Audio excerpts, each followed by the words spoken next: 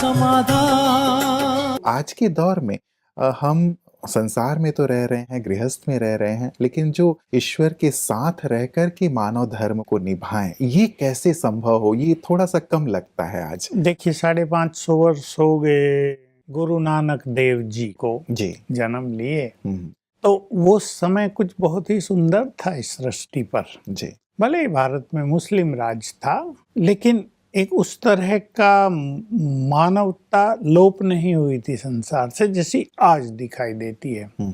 तो मानवता जैसे जीवित थी।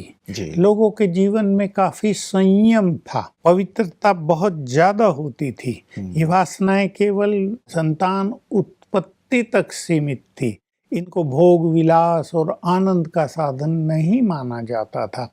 इसलिए घर गृहस्थ में रहते एक सर्टेन आयु के बाद मनुष्य प्योरिटी धारण कर लेता था, वानप्रस्थी हो जाता था, धर्म के कार्यों में लग जाता था।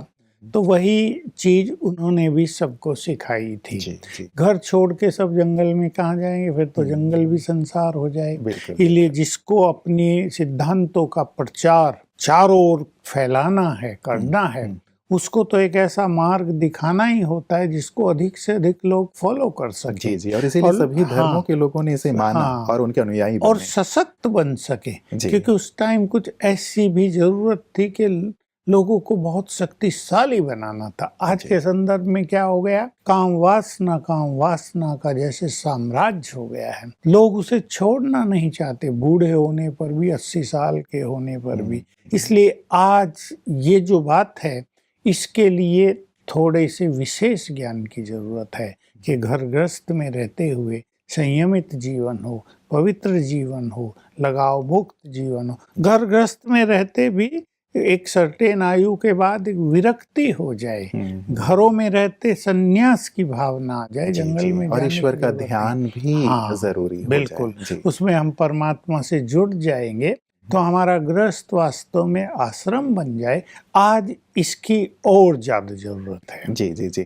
बहुत सारी सुंदर सुंदर शिक्षाएं दी हैं भ्राता जी। आज मैं चाहूंगा, चूंकि आज गुरु नानक देव जी का ही दिवस है, तो उन्होंने जो बहुत ही शिक्षाएं दी हैं, लगता है आज के दौर में भी बहुत प्रासंगिक हैं, और यदि जीवन में हो तो जीवन सचमुच बहुत ही सुंदर और श्रेष्ठ हो सकता है। एक बात उन्होंने कही थी भ्राता जी कि हमें नाम जाप करना चाहिए, मेहनत करनी चाहिए और बांट कर खाना चाहिए। ये उनकी प्रथम मूल शिक्षा है। देखिए, ये सबसे इम्पोर्टेंट बात, जब हम छोटे थे तो हमारे आसपास गांव में भी बहुत सारे काम करने सिख लोग आया करते थे। तो गांव के लोगों में चर्चा होती थी, ये सिख लोग बड़े मेहनती हैं, ये कभी भूखे नहीं रह सकते। और ये मेहनत का संस्कार उन्होंने इस समुदाय के बीच में जो डाल दिया, तो इससे ये लोग सारे संसार में गए और चाहे न मजदूरी करनी पड़ी, करके अपने लेवल को ऊंचा उठाया। तो मेहनत का संस्कार इनमें बहुत ज्यादा पड़ गया, और हम सबको ये सीखने की बात है कि युवा वर्ग कई ऐसे होते हैं बिल्कुल मेहनत करना ही नहीं चाहते, कुछ करना ही नहीं चाहते, सब कुछ हाथ में मिल जाए और बिना परिश्रम से गए तो कुछ मिलेगा नहीं। तो मेहनत से तो तन भी अच्छे रहते हैं, तो इसीलिए हमारे सिख भाई दिखाई देते हैं एकदम मजबूत, और पर्सनालिटी अच्छी रहती है और किसी की अधीनता नहीं रहती, इसलिए उसकी बहुत जरूरत है। रही बात बांट कर खाओ, उस टाइम तो इसकी बहुत जरूरत थी। आजकल तो लोग लेकर खाने का सोचते हैं। बांटने की बात थोड़े लोगों में रह गई है।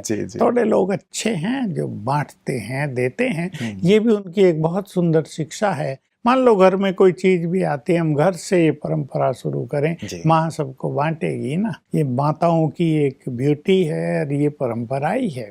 ऐसे ही कुछ और अच्छी चीज जरूरतमंद लोगों को बांट दी जाए तो उसमें वृद्धि होती है। और रही बात एक के नाम की, ये सभी धर्मों में प्रसिद्ध बात रही है कि एक को जपो, एक नाम। उन्होंने तो बहुत सुंदर महिमा की। हमारे बाबा भी क्योंकि बचपन से सिख धर्म के ही अनुयायी थे, तो बहुत ज्यादा उस महिमा का वर्णन किया करते थे वो अपने महावाक्यों में कि सिख धर्म में ही परमात्मा की यथार्थ महिमा है। अकाल मूर्त, अजन्मा, सतनाम, कर्ता पुरुष, अजूनी। तो ये परफेक्ट महिमा है परमात्मा की। इसको जानकर हम समझ सकते हैं वो निराकार है, अजूनी है, जन्म उसका नहीं होता, वो एक है, अनेक नहीं होते। अब केवल उसके नाम जपने की बात नहीं, नाम तो सब जपते रहे, आज भी जपते हैं, उससे थोड़े समय की शांति तो मिलती है, उस समय में इसकी बहुत जरूरत थी, लेकिन आजकल इसमें हमें कुछ ऐड करना पड़ेगा कि हम अपना नाता उस एक से जोड़ें। एक्चुअल जो एक ओंकार है वे हमारे परम पिता भी हैं, वही हमारे परम सद्गुरु भी हैं, उनको ही गुरु माना था उन्होंने। तो उससे हमारा ये नाता जुड़ जाए। केवल हम नाम जप रहे वो तो ठीक है, एक भक्ति की परंपरा रही थी, लेकिन जब हम उससे जुड़ जाएंगे तो उसकी शिक्षाओं से भी जुड़ेंगे, उसका प्यार भी हमें प्राप्त होगा, उसकी शक्तियां हमें मिलेंगी, हमारा मनोबल बढ़ेगा, आत्मबल बढ़ेगा, विश्वास बढ़ेगा, और तब हम बहुत सारे श्रेष्ठ कार्य करने में सफल हो सकेंगे। तो उन्होंने चारों ओर से बुद्धि को हटाकर भाई एक में लगाओ, ये मुख्य शिक्षा दी थी। बिल्कुल।